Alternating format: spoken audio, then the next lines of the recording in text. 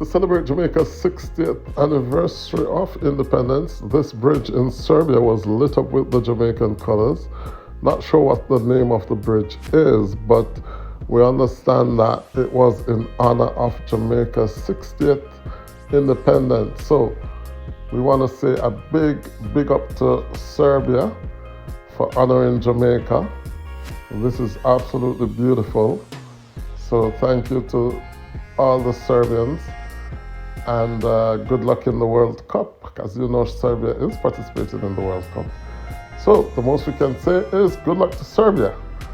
Thank you for watching JamFet. Please remember to subscribe for more Jamaican content as we celebrate the Jamaican culture abroad and abroad.